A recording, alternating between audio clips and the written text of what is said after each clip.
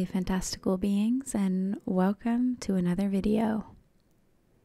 Today, I will finally be showing you the swatches of the Sennelier palette that we have put together over the last few weeks.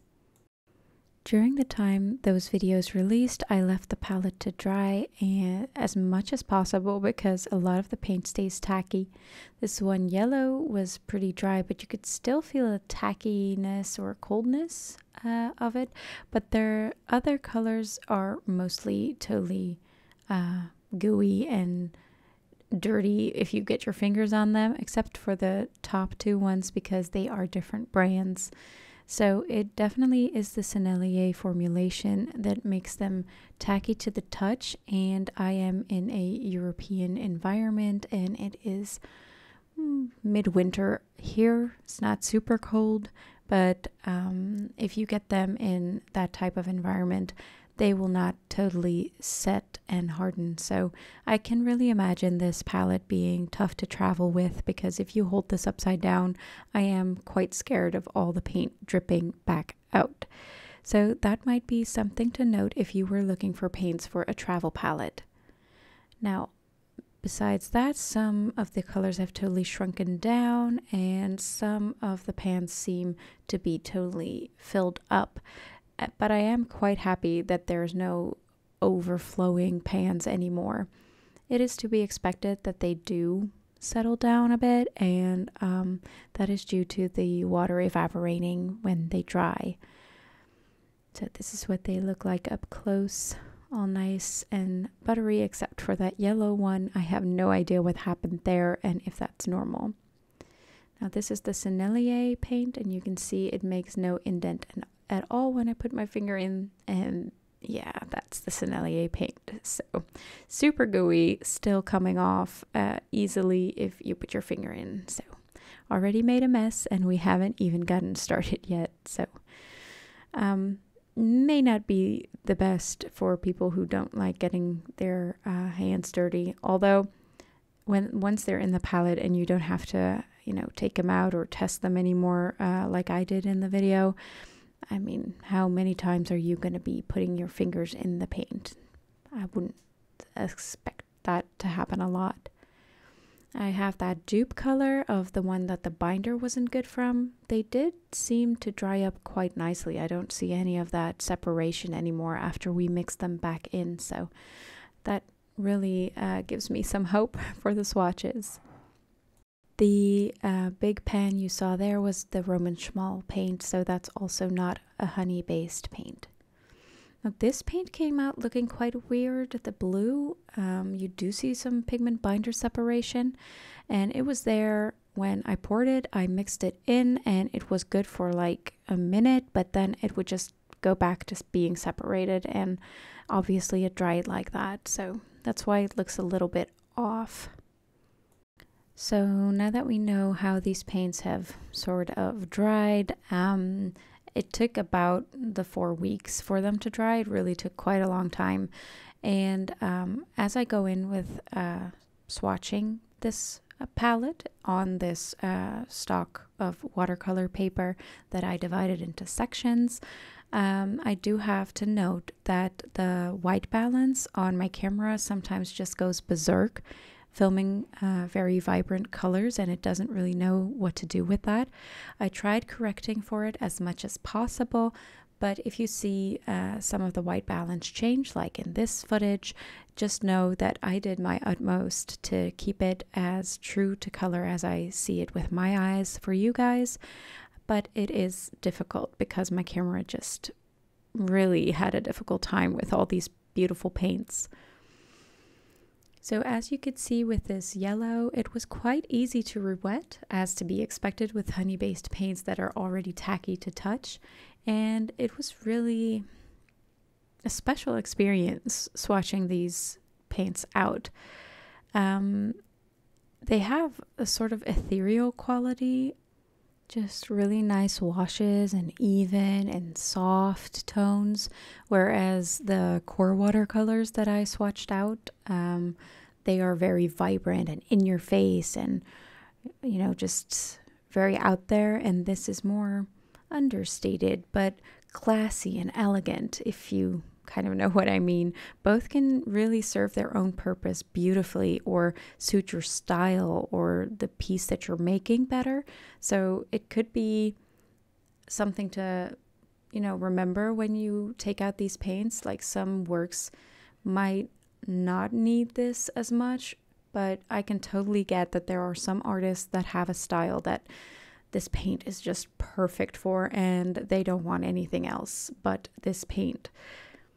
I put the code of the paint that I am swatching out on the little half pans. So when I take some paint from a pan like you see here, you will see the number featured on the front. I will list them in the order that I show them in to you down in the description box below. So if you want to go back and check if you got that number just right, that would be the place to go.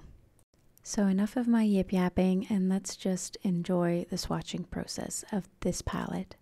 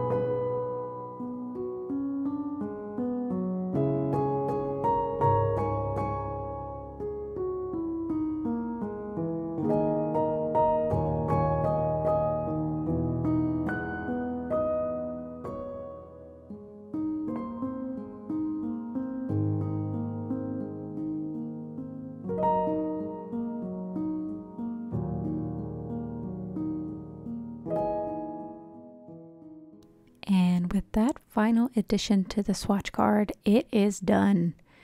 Just look at those happy rainbow colors. I love seeing these swatches out beside each other. Now, as I said before, the Sennelier paints have something ethereal about them, something light, super transparent, and buttery to work with.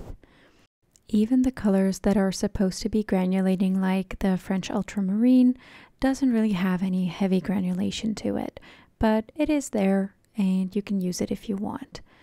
These blues are really close together, and that is about a perfect blue-green. And the green range in this set that I bought is super extensive. I don't know if I'm going to be using all that green.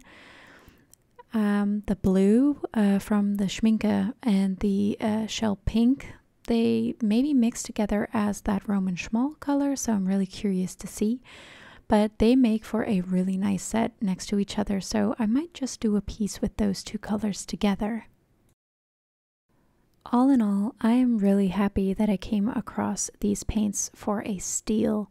I really enjoyed working with them. They are nice and buttery, and I learned a lot during the pouring of these paints. The swatch card came out exactly as I wanted, and it will be a great reference for working with this palette. It is the ideal size, so I will be able to pop it right in the palette and use it whenever I need to. I would highly recommend the Sennelier paints for anybody that is looking for a high quality, easily rewettable, transparent watercolor. Let me know in the comments down below what was your favorite watercolor swatch in this video. I think mine has to be the shell pink, even though it is not Sennelier. If you liked this video, consider leaving it a like and a comment, or maybe even subscribing to my channel if you would like to see more. And if you do, I'll see you in the next one. Bye!